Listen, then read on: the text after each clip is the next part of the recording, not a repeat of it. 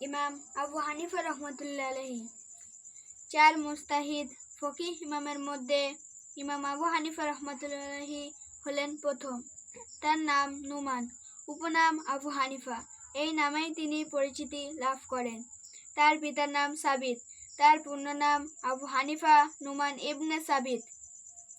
তিনি ৮০ হিজরিতে ৭০০ খ্রিস্টাব্দে জন্মগ্রহণ করেন। তিনি শৈশব থেকে অত্যন্ত মেধাবী ও ধীশক্তির অধিকারী ছিলেন। আবু হানিফা রহমতুল্লাহ আলাইহি তাবিঈগণের অন্তর্ভুক্ত ছিলেন। বিশিষ্ট সাহাবী হযরত আনাস রাদিয়াল্লাহু আনহুর সঙ্গে তার সাক্ষাৎ ঘটে। ইমাম আবু হানিফা তার শিক্ষা জীবনের শুরুতে কুরআন শরীফ মুখস্থ করেন। অল্প দিনের মধ্যেই তিনি তীক্ষ্ণ মেধাশক্তির বিনিময়ে পবিত্র কুরআন ও হাদিসের বিপুল পাণ্ডিত্যের অধিকারী হন। তিনি হযরত হাম্মাদ রাদিয়াল্লাহু এর নিকট দীর্ঘ ১০ বছর ফিকহ শাস্ত্রের অধ্যয়ন ও গবেষণায় কাটান।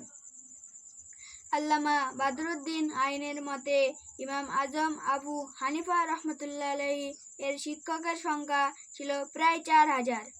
ইমাম আজম আবু হানিফা রহমতুল্লাহ আলাইহি আরবি ভাষা ও সাহিত্যের সুদক্ষ পণ্ডিত ছিলেন।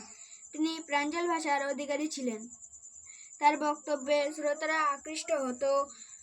যখন কথা বলতেন তখন মনে হতো সবার চেয়ে তিনি ভালো কথা বলতে পারতেন এবং তার কথাই সবার চেয়ে সুমিষ্ট ও প্রাঞ্জল ছিল।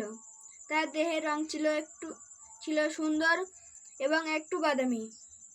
মুখমণ্ডল ও দেহবয় ছিল সুন্দর ও আকর্ষণীয়।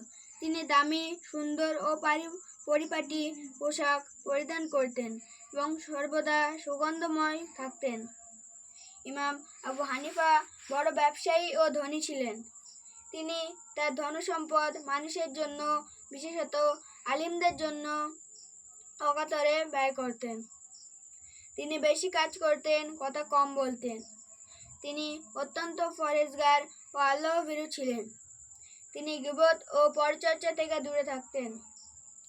অসংখ্য গুণের অধিকারী যুগশ্রেষ্ঠ এই আলেম তিনি ছিলেন বিশিষ্ট আবেদ ও অতিশয় বুদ্ধিমান। তিনি একাধারে ৩০ বছর রোজা করেছেন এবং ৪০ বছর যাবৎ রাতে ঘুমাননি। প্রতি রমজানে ৬১ বার কুরআন খতম করতেন। অনেক সময় ১ রাকাত নামাজেই গোটা কুরআন খতম করতেন। ইমাম আজম আবু হানিফা রহমতুল্লাহ আলাইহি একটি ফিকহ সম্পাদনা বোর্ড গঠন করেন।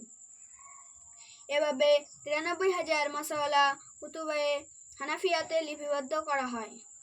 হানাফি মাযহাবের প্রতিষ্ঠাতা হলেন ইমাম আজম আবু হানিফা রহমতুল্লাহ আলাইহি।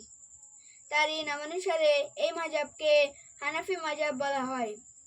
তার জীবদ্দশাতেই তার এই মাযহাব বিশ্বের সর্বত্র ছড়িয়ে পড়ে। তাবেঈ যুগের আর কোনো ফকিহ এরূপ প্রসিদ্ধি লাভ করেননি।